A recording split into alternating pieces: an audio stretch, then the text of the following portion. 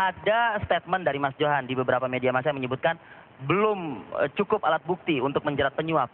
Sampai saat ini apakah memang seperti itu, Mas Johan?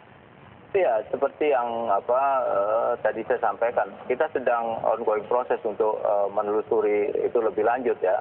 Mungkin dalam waktu sepekan 2 pekan ini akan ada langkah-langkah yang signifikan terhadap upaya yang dilakukan oleh KPK.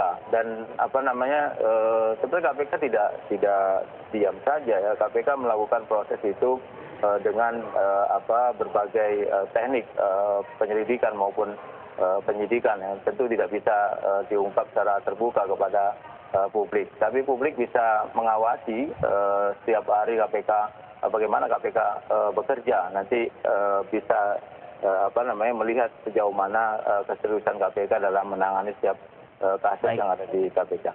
Baik, Mas Johan.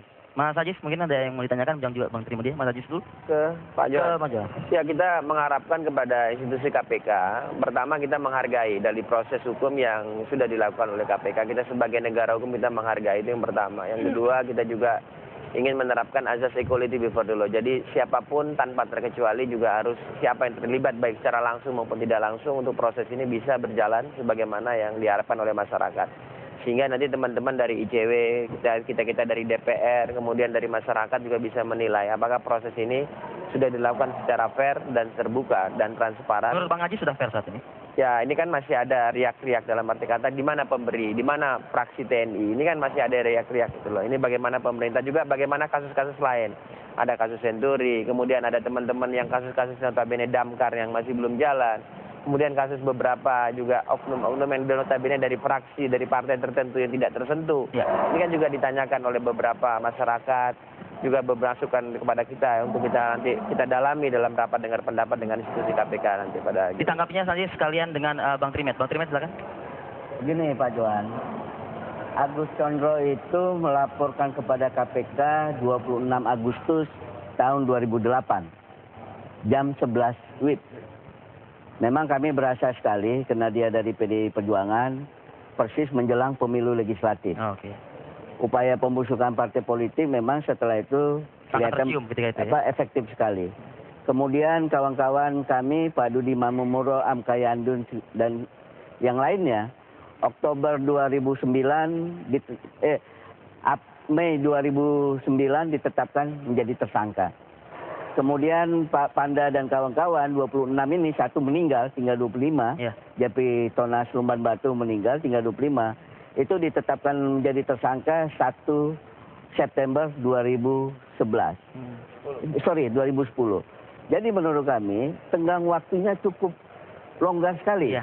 Bagi KPK untuk secara equal mengusut pemberi dan penerima. Karena bagi kami juga penegakan hukum itu juga harus berkeadilan. Dan tidak boleh tebang pilih.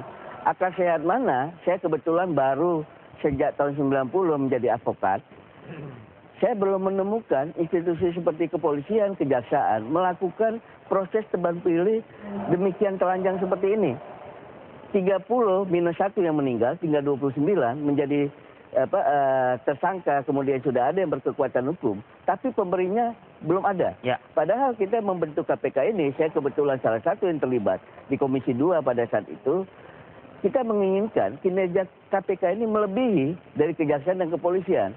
Tapi kalau kita lihat seperti ini, saya mohon maaf kalau Pak Ajis, Pak Yani, Pak Emerson ada melihat contoh yang lain, kepolisian dan kejaksaan saya belum melihat melakukan hal seperti ini. Baik. Dan itulah yang kita harapkan. Penegakan hukum itu juga harus memperhatikan soal rasa keadilan. Jadi kita juga melihat rasa keadilan dari terpidana dan tersangka juga bagaimana. Mereka sudah divonis berkekuatan hukum, sekarang ada yang ditahan, baru ditahan. Kemudian dia melihat si pemberi ini tidak ada sama sekali. Baik. Dan itulah yang harus dilakukan menurut saya, pertanggungjawaban publik oleh KPK supaya kelihatan.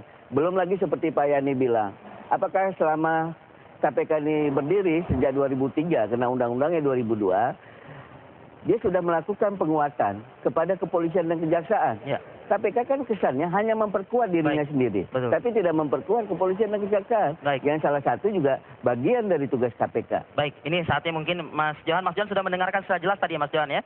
Iya. Ya, dijawabnya nanti Mas Johan, kita harus jeda dulu di Apa Kabar Indonesia, saat lagi kami akan kembali.